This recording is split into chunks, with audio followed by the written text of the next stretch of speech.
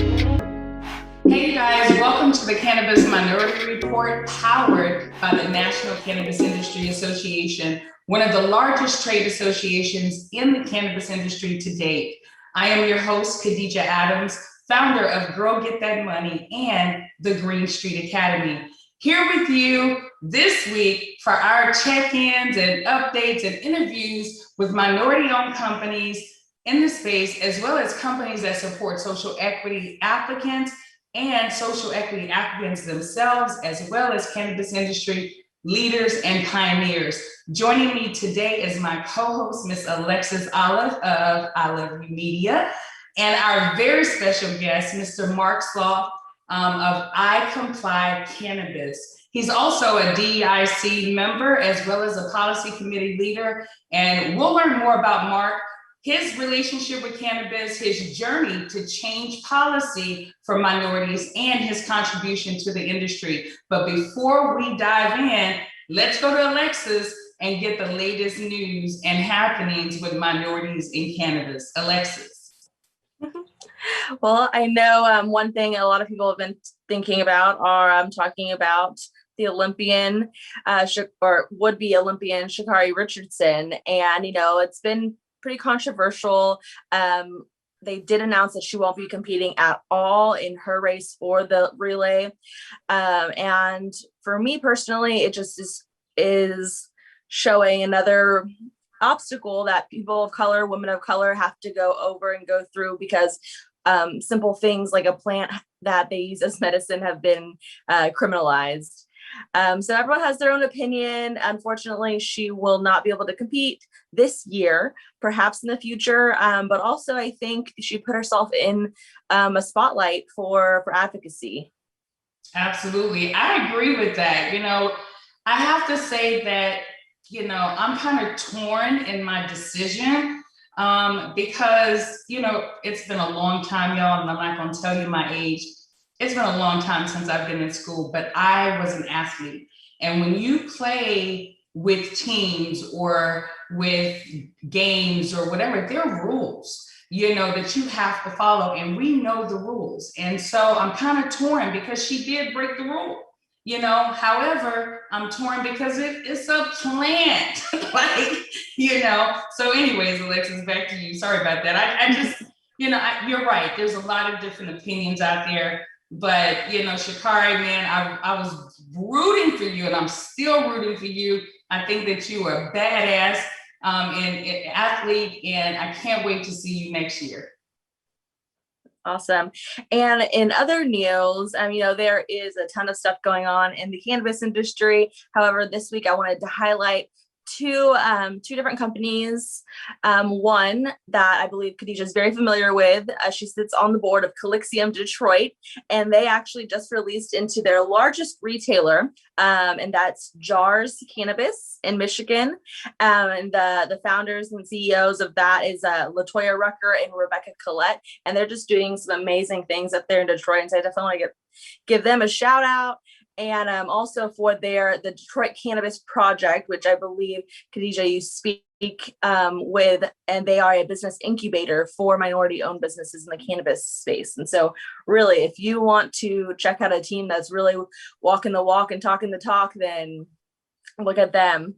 Another person that I wanted to highlight is on the other coast over here is in San Francisco, California, Mr. Reginald Wise. He is a social equity applicant that recently opened his first storefront. It's called Sunspot CBD. So while he has his license, he's first doing CBD, and then we're going to see him getting into the cannabis market with the THC products eventually.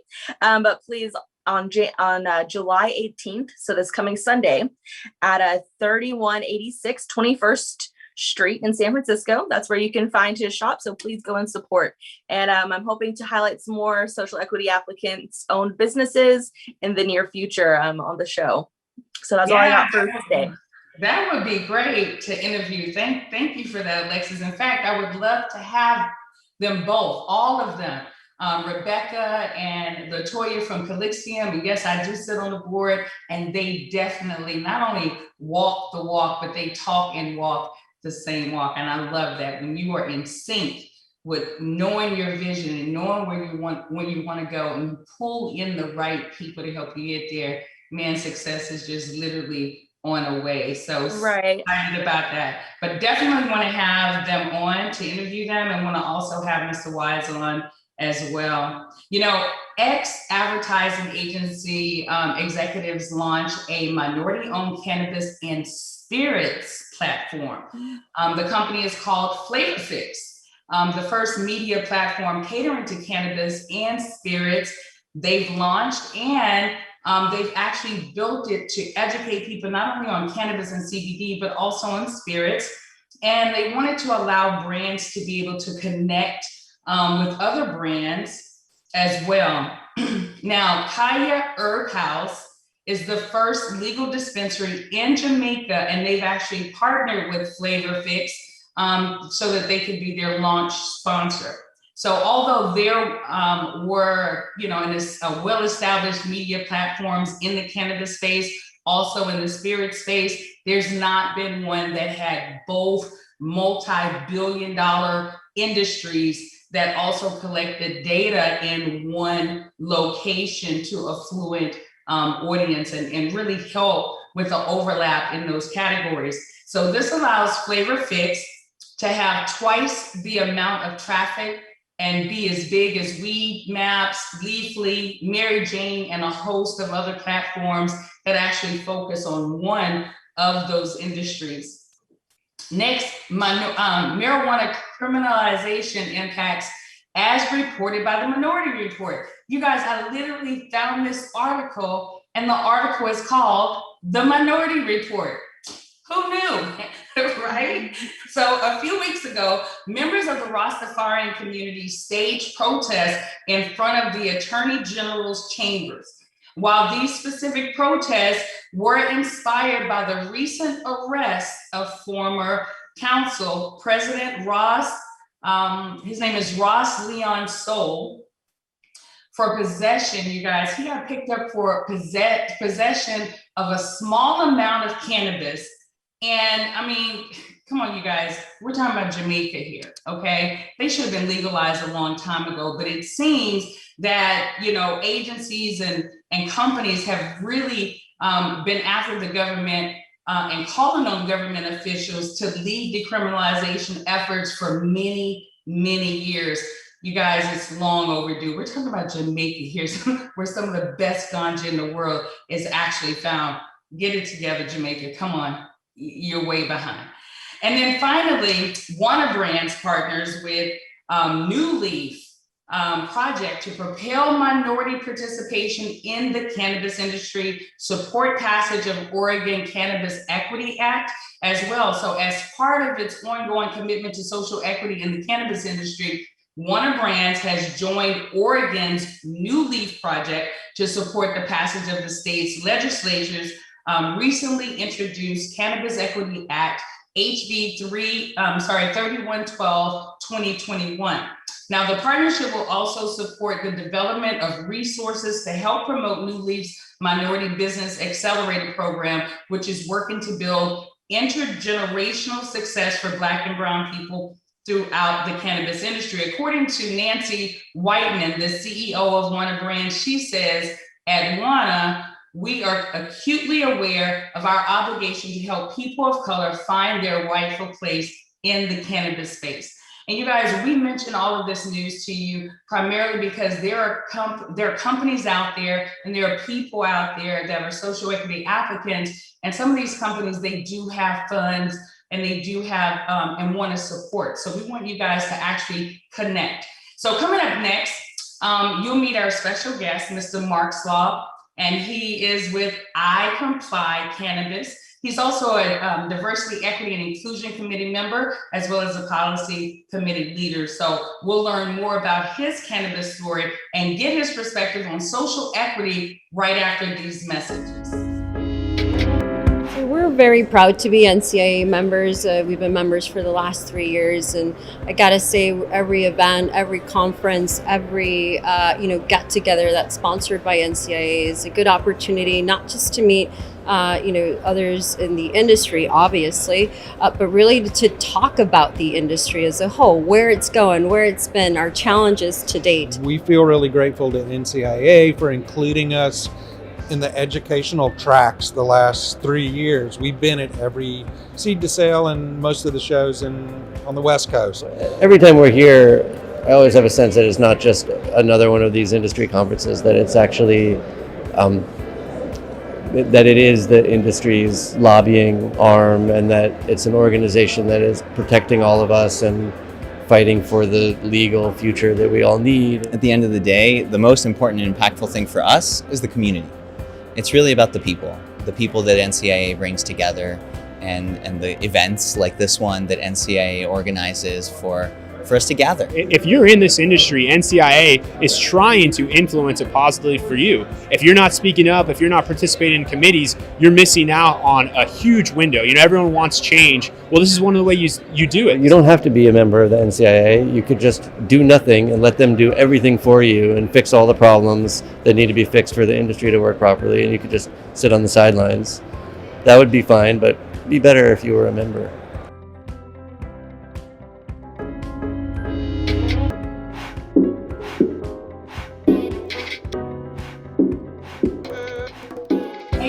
We are back with Mark Slaugh. Mark, am I pronouncing your last name correctly? You are. It is the last name my white father gave me. That is correct. Awesome. So Mark is with iComply Cannabis, you guys. He's also a diversity, equity, and inclusion committee member, as well as a policy committee leader. Mark has established iComply to help cannabis businesses navigate the complexities of regulated marijuana. He provides the leadership and forward thinking that continues to set standards across the global industry. Welcome to the Cannabis Minority Report, Mark. How are you? Yeah, thanks for having me, Khadijah. I'm doing well today. It's just another Monday in this wild world of weed. Yes, Definitely.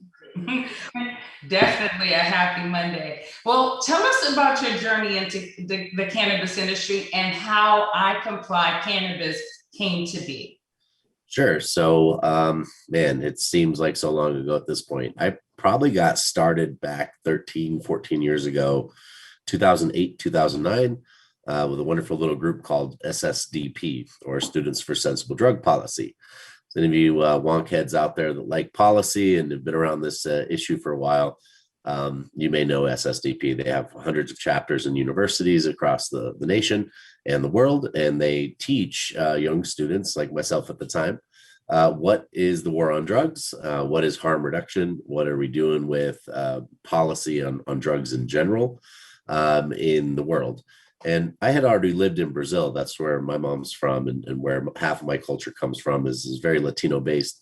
And I had seen what real poverty looks like. And I'm not to disparage what we go through here in the US, but there is certainly a different degree of it when you're in other countries. And a lot of it has to relate down to just no opportunities, and also seeing what the detrimental effects have been on the war on drugs in Latin America. So I was pretty passionate about social justice. I think if I really think about it all the way back to just some of the early, childhood racism I experienced in Texas, being, having a little black boy beat in front of the whole class, and we all get Snickers bars not to talk about it, or being called a beaner by the teacher in front of the whole class and saying my parents must be too poor not to be able to feed me, that sort of thing. Wow. I think I've always just been passionate about trying to balance the scales of that, because even as a kid, that's not right. That's not fair. Right. And we do a lot of not right, not fair things to people. We do. And that's just kind of the old friend of America and its systemic injustices. And so I thought the war on drugs, specifically the war on marijuana, not only had a big impact on my people back home, but also my half culture here, and seeing people war in the streets over territory, seeing police fight people every single day over the war on a plant that is 113 times safer than alcohol, just made no sense to me whatsoever. Yeah. So I really got involved with the passion of it back then. And we didn't have an industry back then, right? I didn't really even come out till 2009, 2010 in Colorado, where I'm at. And so I was one of those early activists or advocates that was pushing for the legalization of marijuana. And when the government kind of said, hey, we're going to back off and allow this to happen, I started working with an industry association out of Colorado Springs in Southern Colorado. to really gather people together and find strength in numbers.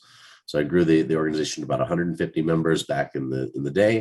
And we started lobbying the local city government and putting people together at networking events because they were forcing this 70% of your product had to be grown by your own company, forced vertical integration. So we had these shotgun marriages we had to put together and get people started. And so it really began my career of one, looking at how important it was that the policies, the regulation, the legislation matches the business opportunity. Mhm. And then also what it looked like and what it took for people to be able to comply with that and get on that road. And so I did that and started the first couple companies and brands that are still successful today out in Colorado space, help them grow, help move them, and also lobbied at the Capitol for 5 years, just representing the interests of Southern Colorado, which was different than, say, Denver or Boulder. And so we just wanted to make sure there's representation and good, sensible policy that was put in place. I worked on the Amendment 64 campaign for 3 years, getting signatures and passing that in pretty conservative Colorado Springs, El Paso County here in Colorado. And I started iComply in 2011 when I was working in an operator's shoes and realizing very quickly that hundreds of pages of rules and regulations was going to be very difficult to be in integrity with, especially for people that traditionally didn't come from a business structure that they would normally get. I just graduated, I think at the time, 2010, and started iComply in 2011. And so I thought I'm going to use all these new business skills and early experience in cannabis to help hone the craft, if you will, of marijuana. Started writing SOPs and doing training programs and all the wonderful things that iComply does today. Nice. Well, I love iComply, and I have to tell you, when I first went to Colorado, iComply was one of the first companies that I was introduced to. Awesome. Yeah, I can feel your passion. I can definitely feel your passion for the cause, man. And congratulations. Sounds like you're coming on your 1 year or 10-year anniversary, decade long. Cinco de Mayo, our 10-year anniversary. Yep. Well, let me ask you this. The term social equity, what does that mean to you? Yeah, I think, the key word there is equity, right? It means an equal playing field. I think a lot of people misconfuse the term, especially if they're sort of playing the zero-sum game that tends to be maybe the racially divisive or the politically divisive politics of our day, where it's, essentially, well, if I never got that, why should you get that, right? Type of an ideology. And I think equity really just means that you have an equal playing field. You mentioned the athlete earlier. Well, if she's running an obstacle course with, more obstacles in the way and a delayed head start, how is that equitable? And so for me, social equity doesn't mean that we're giving away things, doesn't mean socialism or communism. I'm very much a conscious capitalist. I think capitalism should be intelligently designed, and we should have good regulatory models that make sense for everybody. And that some people need regulations, because otherwise, without boundaries, people operate out of control and do very shady things. And we have examples of this type of behavior and things in the marketplace all over the place. So even though I'm in compliance, I think that's where things start. I tell people we're not in a marijuana business. We're in a legal and political business first. Then we're in a regulatory business and a licensing business, compliance, right?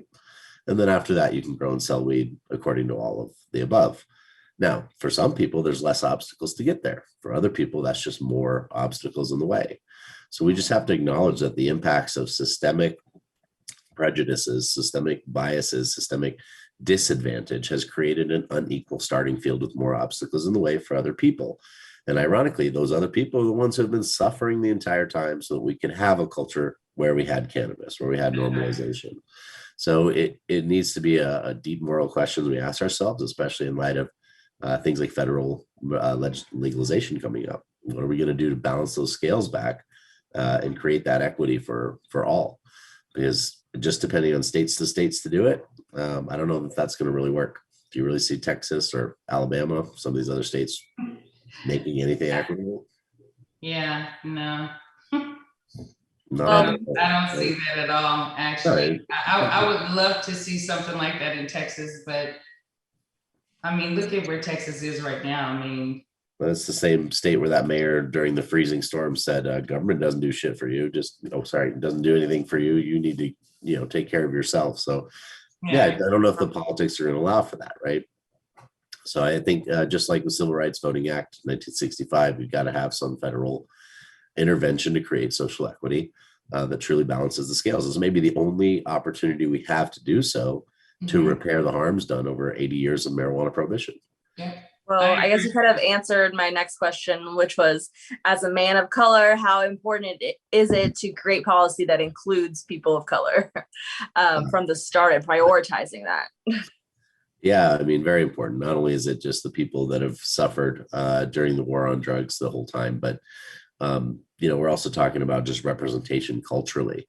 You don't hear a lot of country songs that include marijuana and marijuana culture, because it's not really, I think, been popularized or normalized through much of Caucasian culture. And yet the people that have been selling it, the people who have been suffering with it, whether it's the cartels on that side of the border and dealing with the impacts of things like social stigmatization and super religious fervor that's just kind of pit people against morality on cannabis alone. Or it's on this side of things where you may have had the only job opportunity was selling cannabis or moving weight, so that you could have the American dream that you were promised that doesn't exist in your community, right? That whole world is really, I think, culturally been part of what we've created in the U.S. And also just in general across our culture. So yeah, as a man of color, I think representation, that is extremely important. When I was growing weed back in the day, it was like, home growing and doing the caregiver thing early on in Colorado. And, MS-13 found out about it, tagged my fence. I mean, there's some real things that go on that I decided I'm not going to do that anymore.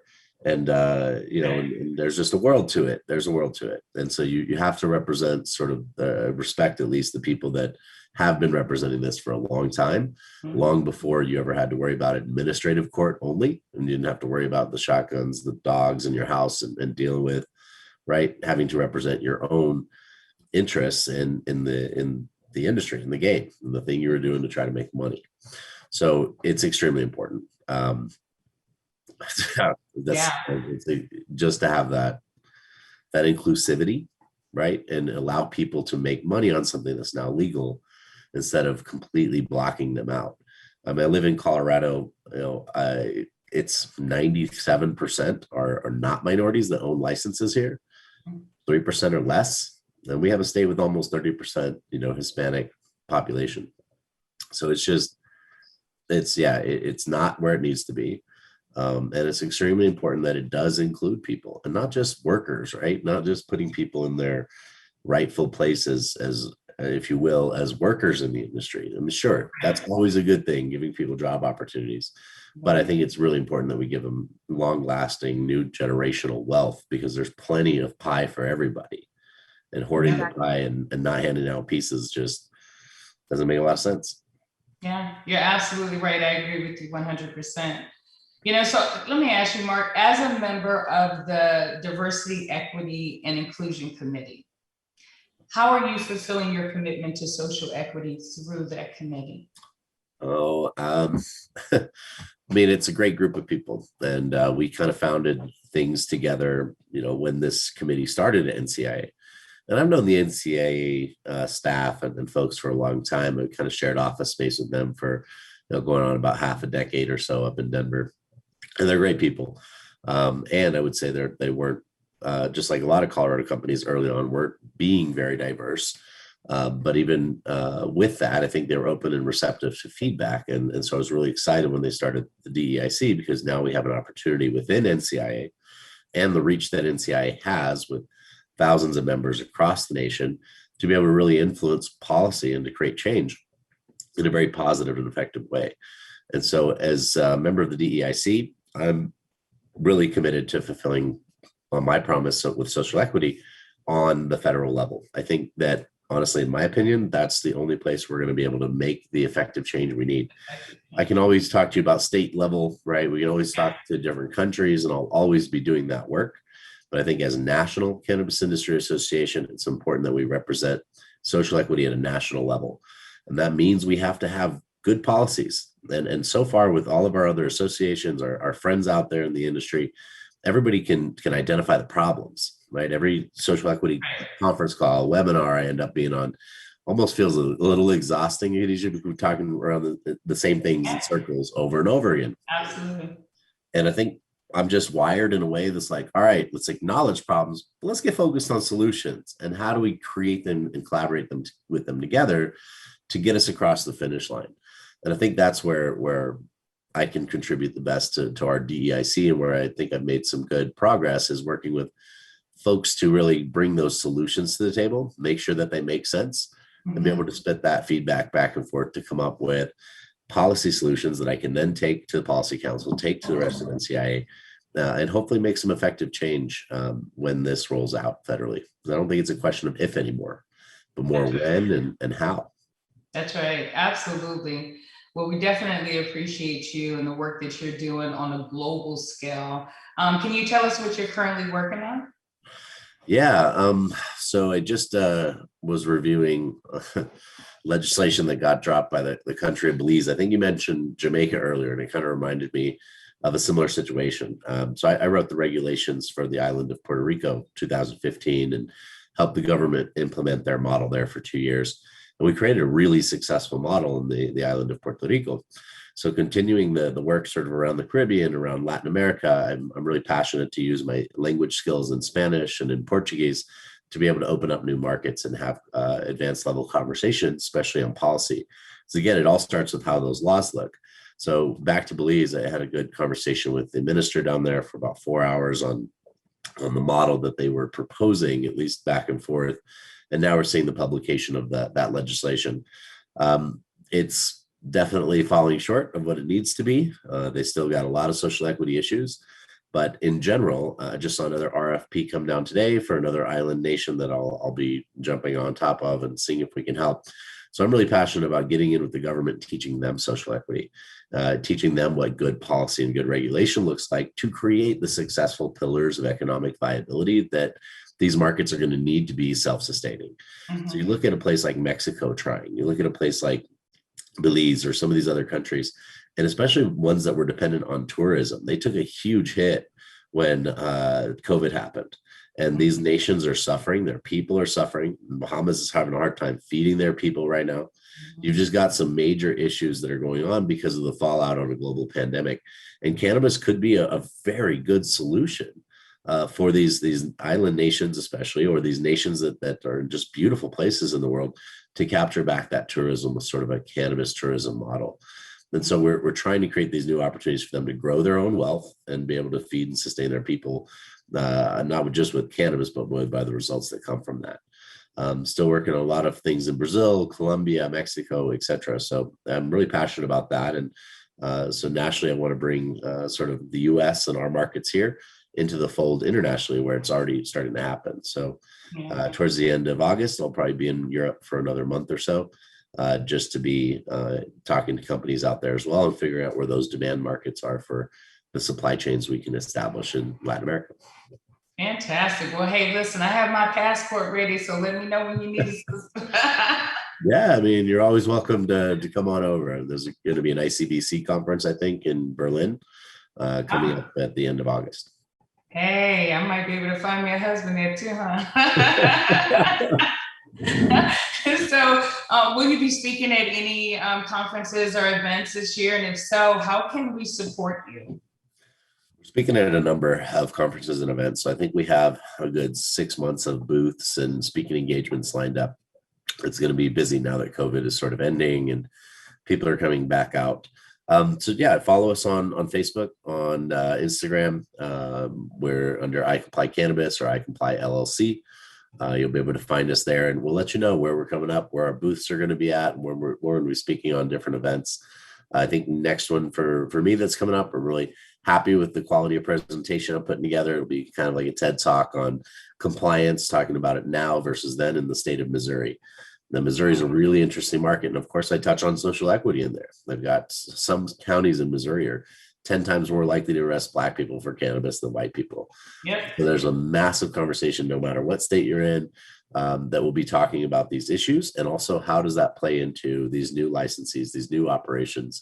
And as a business owner, I'm a sponge of information. You come out, learn, absorb it, because it's based in 10 years of experience that is based on a very unique perspective that I've been consistently fighting for with integrity for a long time. And so I think we're starting to see the light at the end of the tunnel, but we're just a baby industry learning how to crawl. There's still so much for us to do, in so many ways we can grow up and evolve. Well, I'm excited for you, excited about everything that you're doing. Want to congratulate you and thank you so much for being with us today. And, you know, you mentioned Belize, and I know that Miss Alexis, if she doesn't mind me saying, is going to be going to Belize, and she invited me to come. And so, you know, Vince, we may be shooting from Belize here pretty soon in August. So oh, awesome. If I'm in town, that sounds really neat. I'm spending a lot of time in the Miami area in general, so it's not too far of a plane ride, but it's beautiful, beautiful nation. Yes, beautiful people, but they do need some kind of cannabis market because the stuff that they have there is not so good, and you know they're locking a lot of their own people up for that. Unfortunately, Alexis, it looks like they're kind of taking a very monopolistic cultivation model. Like they're doing some, it looks like kind of shady things. A centralized nursery where you have to buy your genetics and plants from. So I don't know. You can only do so much sometimes. You're still up against the realities of certain political and geopolitical realities. So we'll see if we can but thankful for people like out. you, definitely, that are doing the good job like that. So I'm saying take Khadijah over there, go talk to him too. Yeah, Khadijah, you're like, what are y'all doing? Right? Steer them in the right direction. It takes a village, y'all. Yeah, absolutely. We're looking forward to having you back on the show. I want to thank you so much for being with us. You can hang on with us while we finish up, but we're going to go reach out for a commercial and be back in about 1 minute. We'll see you in a minute.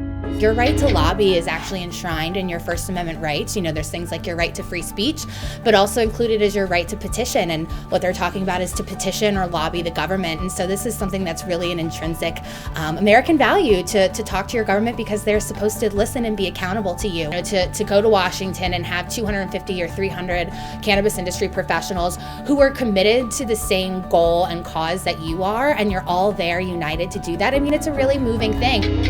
Hey, you guys, we are back, and I'm just so excited that we had such a great time with Mark today. Now it's time for us to have our announcements, and we're going to just wrap it up for today. The mission of the DEI Committee is to educate, to advocate, to engage, and empower the community of cannabis and its members by cultivating partnerships with other nonprofit organizations with similar goals, providing resources that create and sustain an environment that is inclusive, equitable, and diverse. We are also committed to building a culture that respects our members and celebrates their contributions as we work together to strengthen all communities in cannabis. Special shout out to our DEI program sponsors, Taiho Wellness Center, as well as Copper State Farms. Thank you so much. We appreciate your support.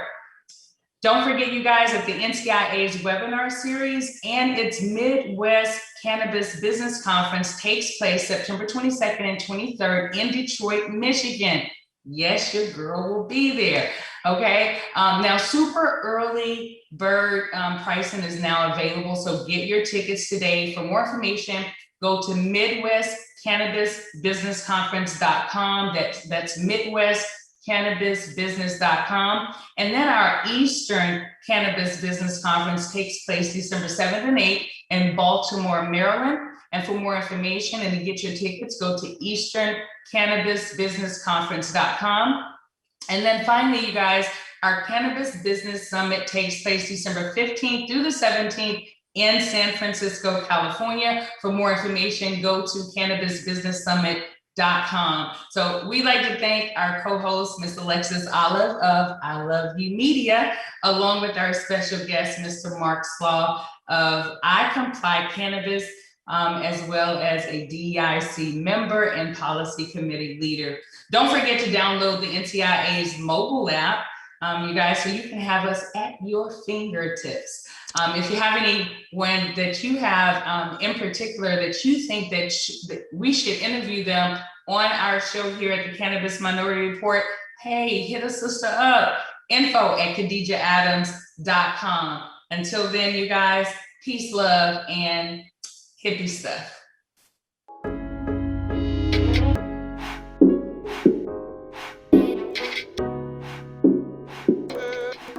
NCIA's Cannabis Minority Report is a product of the National Cannabis Industry Association and NCIA's Diversity, Equity, and Inclusion Committee.